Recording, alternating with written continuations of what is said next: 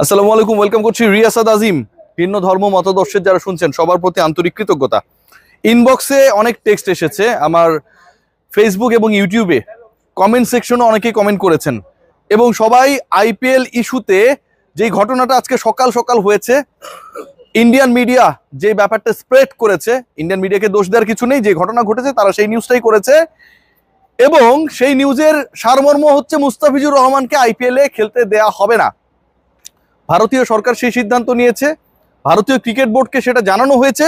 Cricket বোর্ডের সচিব এই ব্যাপারে অফিসিয়াল স্টেটমেন্ট দিয়েছেন এবং এই অফিসিয়াল স্টেটমেন্ট দেওয়ার মাধ্যমে একটা ব্যাপার প্রমাণিত হয়ে গেল, বাংলাদেশের ক্রিকেটারদের ব্যাপারে ভারতীয় ক্রিকেট বোর্ড এবং তাদের সরকারের অবস্থানটা কতটা নেতিবাচক।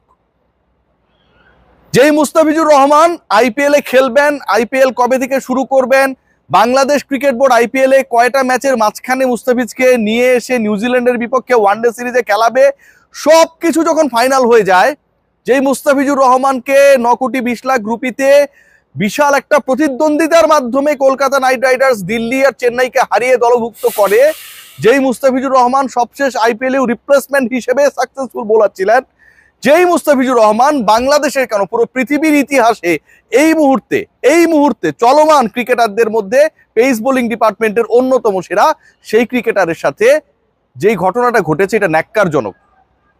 কোনো প্রতিবাদের ভাষা আসলে প্রতিবাদ করার জন্য মুস্তাফিজের সাথে যে ঘটনা ঘটানো হয়েছে যথেষ্ট না।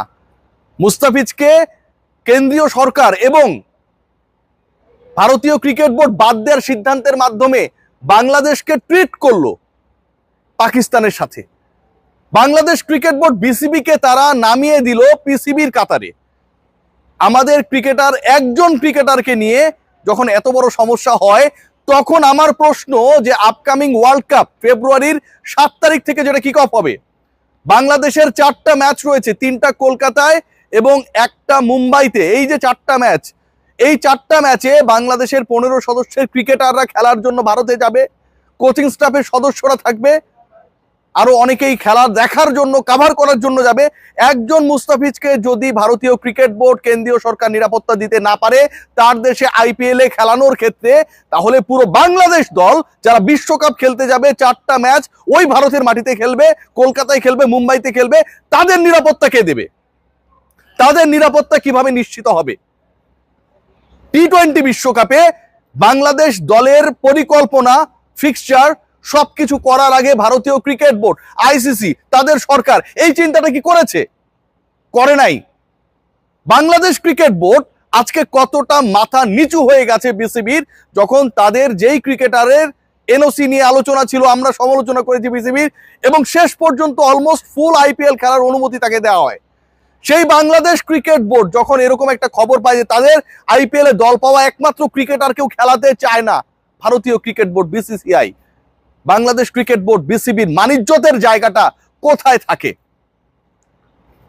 পাকিস্তানের ম্যাচেস গুলো হাইব্রিড মডেলে হবে, আপনারা সবাই জানেন।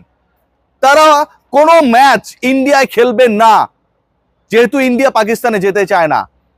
মুস্তাফিজকে যেহেতু ভারতের মাটিতে খেলানোর ক্ষেত্রে তাদের সরকার এবং বিসিসিআই এর এত আপত্তি, বাংলাদেশ আপকামিং ওয়ার্ল্ড কাপে, টি-20 ওয়ার্ল্ড কাপে কোনো ম্যাচ ভারতে খেলবে না।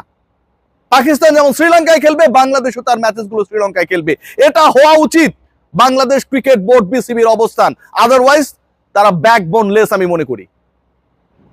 এই যে আইপিএল কে নিয়ে এত উন্মাদনা, বাংলাদেশের মার্কেট খেয়াল করে দেখবেন, they played a big role. এই মার্কেটে আইপিএল সম্প্রচারিত হয়। আমার মুস্তাফিজকে অপমান করা মানে পুরো দেশকে অপমান করা, বিসিবিকে অপমান করা, সম্প্রচারক এই দেশে যারা তাদের অপমান করা, সাংবাদিকদের, সমর্থকদের অপমান করা। আপকামিং আইপিএল এ বাংলাদেশ ক্রিকেট বোর্ড এবং সরকারের সিদ্ধান্ত নেওয়া উচিত, যেহেতু বাংলাদেশের ক্রিকেটারকে তারা গ্রহণ করতে রাজি না, সেই টুর্নামেন্ট প্রচার যেন না করা হয় এই বাংলাদেশে। এই ডিসিশনটা নেওয়া উচিত। It should be taken strongly. খেয়াল করে দেখবেন আজকে আমিনুল হক তিনি একটা কথা বলেছেন এবং এই কথাটা আমার কাছে খুবই ভ্যালিড কথা মনে হয়েছে। পলিটিক্যাল লিডাররা কিছু বললে আমরা এদেরকে যাচ্ছে তাই বলার চেষ্টা করি, ছোট করি। আমিনুল ভাই যে কথাটা বলেছে ঠিক আমার কথারই সারমর্ম। মুস্তাফিজের ইস্যুর পরে সামনের বিশ্বকাপে ভারতে গিয়ে খেললে আমাদের ক্রিকেটাররাও ঝুঁকিতে থাকবে, শতভাগ সত্য কথা। বিএনপি স্পোর্টস সেক্রেটারি আমিনুল ভাই যে কথাটা বলেছে যে মুস্তাফিজ যদি ঝুঁকিতে থাকে, তাকে যদি ঝুঁকির কারণে না খেলানো হয়, তাহলে বাকি ক্রিকেটাররাও তো ওই একই দেশে বিশ্বকাপ খেলতে গিয়ে ঝুঁকিতে থাকবে। আশা করব বিসিবি সেটা নিয়ে কথা বলবে। বিসিবি কি কথা বলবে, নাকি আমিনুল ইসলাম বুলবুল বলবে যে এটা আমি জানি না, এটা ক্রিকেট অপারেশনস এর ব্যাপার, এই ব্যাপারটা ফাহিম ভাই দেখছেন। প্লিজ বুলবুল ভাই, speak out please, requesting you. Is the issue regarding our dignity, our nation's dignity, BCB's dignity?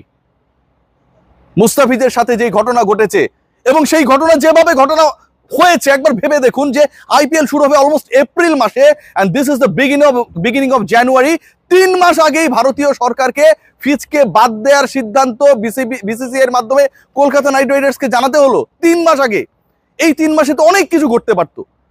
কত দেশের খারাপ সম্পর্ক ভালো হয়ে যায়, স্বর্ণের দাম উপরে ওঠে নিচে নামে, ট্রাম্পের সাথে পুতিন বৈঠক করে, কত কিছু ঘটে। 3 মাস কত বড় সময়। 3 মাস আগে কিভাবে মুস্তাফিজ খেলতে পারবে না সেই ডিসিশনটা বিসিসিআই নিয়ে নেয় 3 মাস আগে। আমাদের ব্যাপারে কতটা অ্যালার্জি। সবচেয়ে খারাপ লাগছে যে ক্রিকেটারের ব্যাপারে এই সিদ্ধান্তটা এলো। ভাই, এর মতো নিরীহ ক্রিকেটার বাংলাদেশ ন্যাশনাল টিমে কেউ নাই। নিজের মতো থাকে, নিজের মতো চলে ফিরে। আমরা অনেক আলোচনা সমালোচনা করি, মুস্তাফিজ কেন টেস্ট খেলে না, ও ফ্র্যাঞ্চাইজি লিগেই খেলতে পছন্দ করে। নন পলিটিক্যাল নিখাদ একটা মানুষ, ফেসবুকে কাউকে নিয়ে একটা স্ট্যাটাসও দিতে চায় না। সেই ক্রিকেটারের সাথে যখন এরকম একটা পলিটিক্যাল ইস্যুর কারণে এরকম বৈষম্য হয়, ডিপ্রাইভেশনের শিকার হন, এটা কোনো অর্থে, কোনোভাবে, কোনো যুক্তিতে অ্যাকসেপ্টেবল না। আজকে এই চটটা পড়েছে বাংলাদেশের উপরে, বাংলাদেশের সরকারের উপরে, বাংলাদেশ ক্রিকেট বোর্ডের উপরে, মুস্তাফিজের উপরে না। ভারতীয় ক্রিকেট বোর্ড বুঝিয়ে দিয়েছে যে মুস্তাফিজকে তারা গুনায় ধরে না। এর মানে বাংলাদেশের একমাত্র প্রতিনিধিকে তারা গুনায় ধরে না, মানে বাংলাদেশকে তারা গুনায় ধরে না। তাহলে ওই দেশে গিয়ে বাংলাদেশ কেন ক্রিকেট খেলবে? যেই দেশ বাংলাদেশের একমাত্র ক্রিকেটারকে আইপিএল এ খেলার অনুমতি দেয় না, নেবার পরেও তাকে ঘাট ধাক্কা দিয়ে বের করে দেয় কাইন্ড অফ, সেই দেশে গিয়ে বিশ্বকাপ খেলতে গিয়ে আমাদের সম্মান কি 1.5 ইঞ্চি উঁচু হয়ে যাবে? পাকিস্তান যেমন শ্রীলঙ্কায় খেলবে সব ম্যাচ, বাংলাদেশ ক্রিকেট বোর্ডের নাও স্ট্রিক্টলি অবস্থান নেওয়া উচিত। একজন ক্রিকেটারের নিরাপত্তা যে বোর্ড দিতে পারে না, সেই বোর্ড 15 ক্রিকেটারের নিরাপত্তা দিতে পারবে, এই যুক্তি কোনোভাবে কাম্য না, কোনোভাবে গ্রহণযোগ্য না। সো বাংলাদেশের সকল বিশ্বকাপ ম্যাচ শ্রীলঙ্কায় অনুষ্ঠিত হবে। হাইব্রিড মডেলে প্রয়োজনে বাংলাদেশে অনুষ্ঠিত হবে, কিন্তু ভারতে গিয়ে বাংলাদেশ খেলবে না। পাকিস্তানের ক্ষেত্রে যদি এটা অ্যাপ্লিকেবল হয়, তার মানে এক্সাম্পল সেট করা রয়েছে, বাংলাদেশের ক্ষেত্রেও এই এক্সাম্পলকে অ্যাপ্লাই করতে হবে। Cause this is not the problem of Bangladesh cricket board BCB, this is the problem of BCCI, Indian government, যে তারা সিকিউরিটি দিতে পারছে না। এবং তারা যে সিকিউরিটি দিতে পারছে না, মুস্তাফিজকে বাদ দেওয়ার নির্দেশ দিয়ে এই ব্যাপারটা তারাই প্রমাণ করে দিয়েছে। সো ইটস দেয়ার রেসপন্সিবিলিটি নাও। আর আমাদের রেসপন্সিবিলিটি ফিউচারে ফার্দার কোনো ক্রিকেটার আইপিএল এ নিলামে যেন না যায়, এটা ইনশিওর করা। কিচ্ছু হবে না। 1.5 মাস 2 মাসের টুর্নামেন্টে, 3 মাসের টুর্নামেন্টে বাংলাদেশের কোনো ক্রিকেটার না গেলে কিচ্ছু হবে না।